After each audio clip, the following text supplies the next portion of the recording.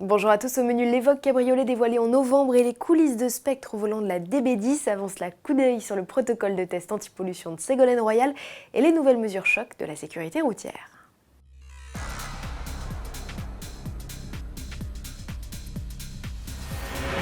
Face à la hausse préoccupante du nombre de morts sur les routes, le gouvernement veut agir. Pour la première fois en 4 ans, Manuel Valls a donc convoqué un comité interministériel de sécurité routière. Il réunit notamment les ministres de l'Intérieur, de la Justice et des Transports. Objectif, définir la politique de sécurité routière pour les 2 années à venir, essentiellement via des mesures répressives.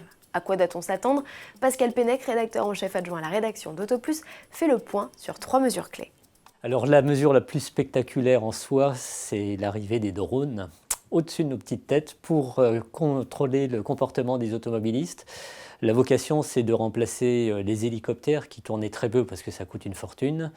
On sait qu'il existe un fabricant, un carrossier, en l'occurrence Gruot, qui fournit tous les véhicules des forces de l'ordre, qui a aménagé il y a un an un véhicule spécialement adapté à l'utilisation d'un drone, c'est-à-dire à la fois pour qu'il soit bien positionné dans le véhicule, mais tout le traitement de l'image pour établir l'infraction et évidemment conserver les images qui vont prouver l'infraction.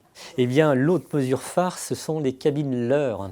L'idée, c'est d'avoir des cabines qui ressemblent à toutes les autres, seulement elles peuvent être vides comme elles peuvent être occupées.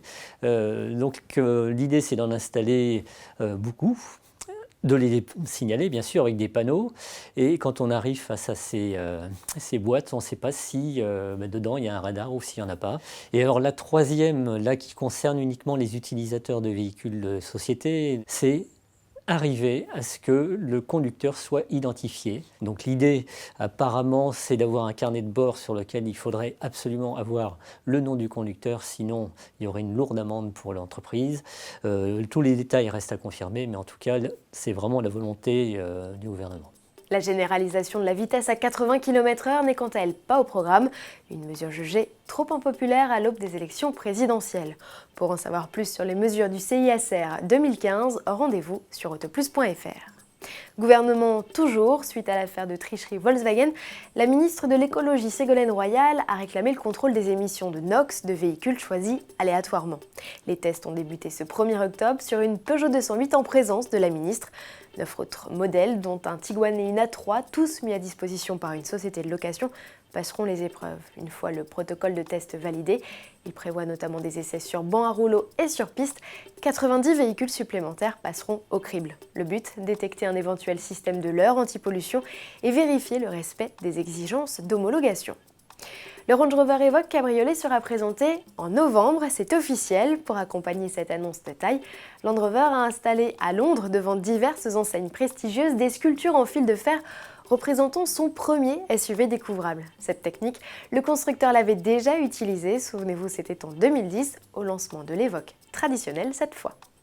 On termine cette édition avec une nouvelle vidéo mettant en scène l'Aston Martin DB10. Pourquoi tant d'attention à l'égard de ce modèle?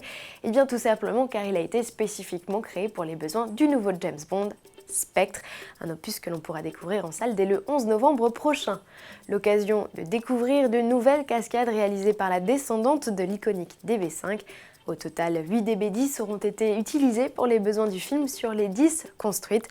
Un modèle qui n'a pas encore livré tous ses secrets, et c'est Daniel Craig qui le confie. À demain.